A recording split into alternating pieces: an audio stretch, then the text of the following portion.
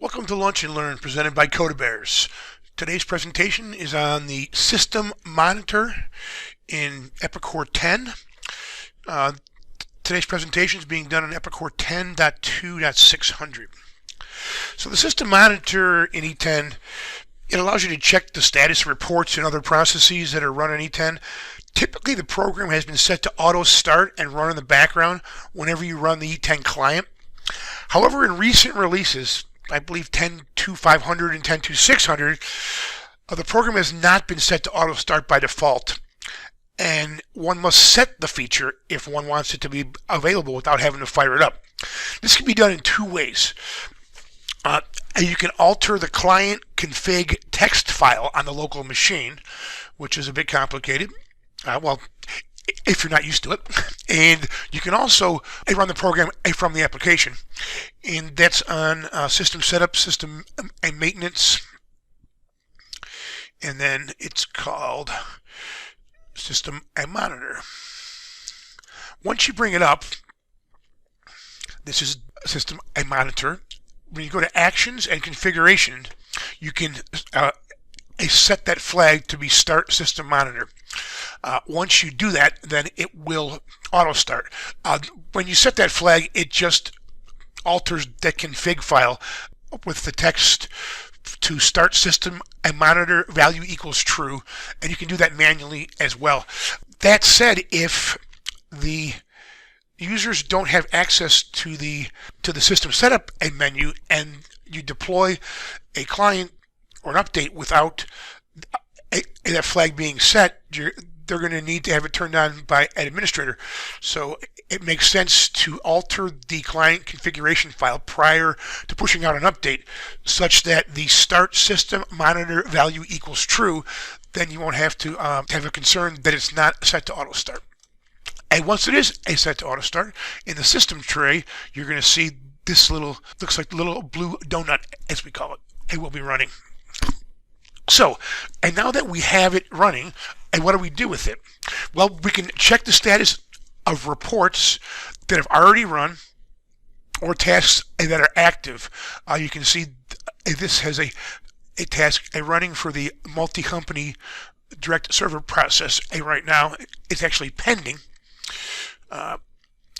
And these are the reports that have been run recently. You will only see the reports that you have run unless you are a security manager and you go to Actions, Display All Tasks. Then it'll show all reports that have run recently. Here's a history task. So these are processes atypically. And you can see all those in there. You can select one. You can look at the detail. But that's for reports, or at the log. If there's nothing in these, it's because they ran fine. If there is an error, when you look in the detail, you'll be able to see what that error is.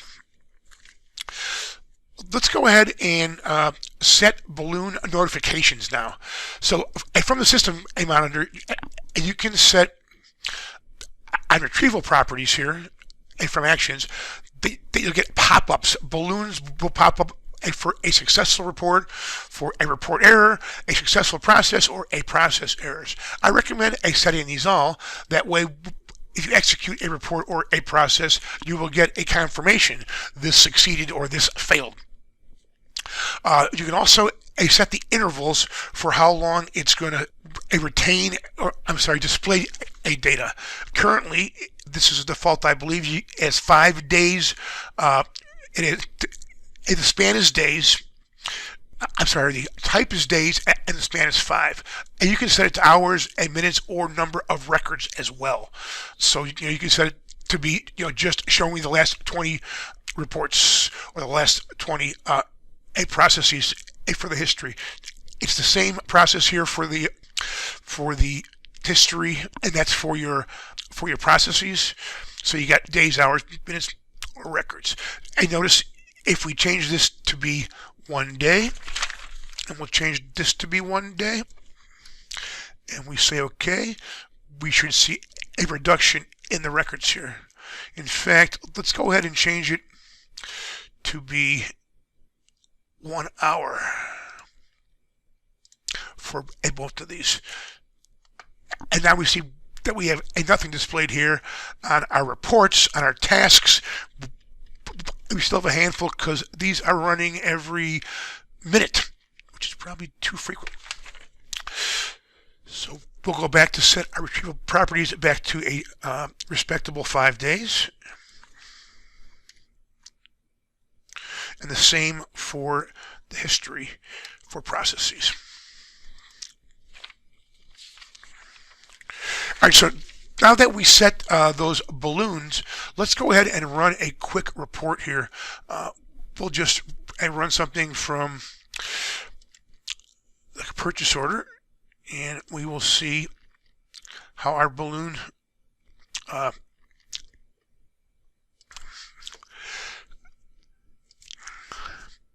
notifications come up.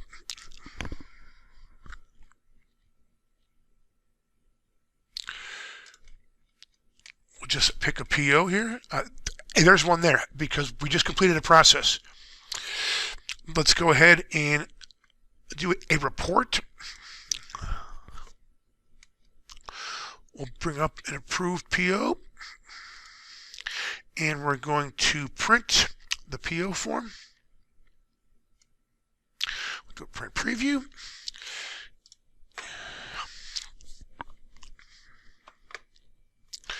And we'll see that come up here in a sec. Now, in the event that there was a problem, and say your task agent was either turned off or was jammed up otherwise, and you get an error, I'm going to show that as well. First, let's let this one come up, and we can bring up our system monitor here, and we can see that that's active. And there it is. The report's completed. It should be displaying in a second here. And now, as we look, there's the report. Now let's go ahead and look at the reports, and we can see that we just ran a purchase order. And we can also, if we had archived a data set, let's go ahead and do that. We're going to print it once more, and we're going to select the archive period of 1 day. We're going to go ahead. We'll go back to our system and monitor.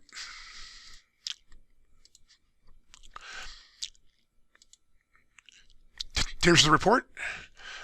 And now that we archived it, when we go to reports here, we can see when we go back to the report that we just ran that's archived, we can see that it's archived, that it's checked, and the purge date is tomorrow because I saved it for 1 day. And the fact that we saved it, I can select that row now. I can say print preview, and then we can review that same purchase order because that data set will be saved and for 1 day, and we can save it for a week, for a month, or forever. Are the options on your archiving.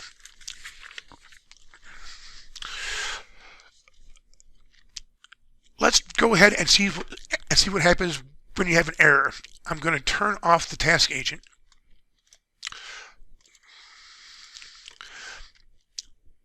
So now, if we try to run a report,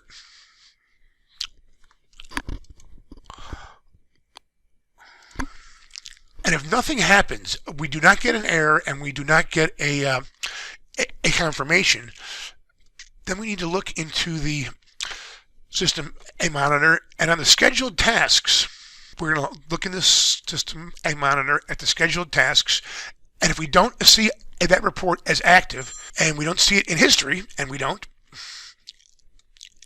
it's on the schedule. And when you see something on the schedule that has an immediate run request, that typically means that you have a problem with your task agent. And then you're going to have to ask your administrator to look at your admin console on the server. And if we go back to that and we find, oh, hey, our task agent is turned off, or you can also just restart it if it's jammed up.